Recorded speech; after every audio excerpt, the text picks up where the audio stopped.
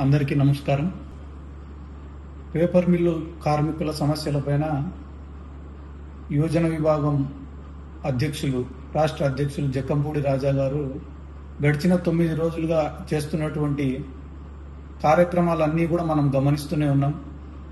ప్రజాస్వామ్యబద్ధంగా ఆయన చేస్తున్న ఈ పోరాటానికి అన్ని రాజకీయ పార్టీలు, సమాజంలోని అన్ని వర్గాలు కూడా కలిసి వచ్చి మద్దతు తెలపాల్సినటువంటి ఈ కార్యక్రమాన్ని రాజకీయ కోణంలో కుట్ర పన్ని ఆయన దీక్షను భగ్నం చేయడం అనేది నిజంగానే చాలా బాధాకరమైన సంఘటన. ఎందుకంటే ఒక మాజీ శాసనసభ్యుడు, ఒక పెద్ద కుటుంబం నుంచి వచ్చినటువంటి లీడర్ అయినటువంటి జక్కంపూడి రాజా గారు కార్మికుల సమస్యల పరిష్కారం కోసం యాజమాన్యం యొక్క బూట్లు తుడవడానికైనా కూడా నేను సిద్ధం, కానీ సత్వరమే కార్మికుల యొక్క సమస్యను పరిష్కరించండి. ఇది రాజకీయ కోణంలో కాదు, నా యొక్క ఎజెండా కాదు, రాజకీయ ఎత్తుగడ కాదు, కేవలం కార్మికుల సమస్య కోసమే నేను ఈ దీక్ష చేస్తున్నా. ప్రపంచానికి కార్మికుల సమస్య తెలియాలా, ప్రభుత్వానికి కార్మికుల యొక్క సమస్య తెలియాలా, యాజమాన్యం కూడా దిగి రావాలా అనే ఉద్దేశంతో జక్కంపూడి రాజా గారు ఒక సహృదయంతో, ఒక మంచి మనస్సుతో పేదవాని సమస్య తీర్చాలని చెప్పి పూనుకునే ఈ కార్యక్రమాన్ని చర్చలతో సాధించవచ్చు.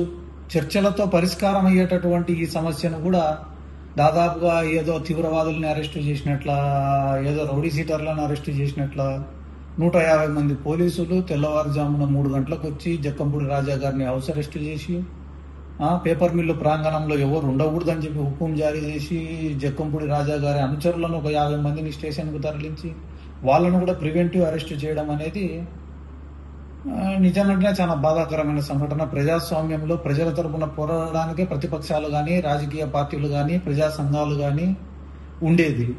కాబట్టి ప్రజా సమస్యలపైన పోరాడే ప్రతి ఒక్కరి గొంతు నొక్కడమే ఈ ప్రభుత్వం యొక్క పనిగా ఈరోజు కనిపిస్తూ ఉంది. ఎందుకంటే మొన్న జరిగిన డాక్టర్ల సమస్య కావచ్చు, అది కూడా విజయవాడలో జరిగినటువంటి మెడికల్ విద్యార్థుల సమస్య కావచ్చు, ఇవన్నీ కూడా చిన్న చిన్నవి పరిష్కారం ప్రభుత్వాలు పిలుచుకొని కూర్చోబెట్టి మాట్లాడి పరిష్కరించే సమస్యలను కూడా జటిలం చేసుకొని ఎవరైతే ప్రశ్నిస్తారో వాళ్ళ యొక్క గొంతును నొక్కే కార్యక్రమం కనిపిస్తుంది. కాబట్టి మేము యువజన విభాగం తరఫున దీన్ని తీవ్రంగా ఖండిస్తున్నాం. మేమందరం కూడా జక్కంపూడి రాజా గారికి మద్దతుగా నిలబడుతున్నాం.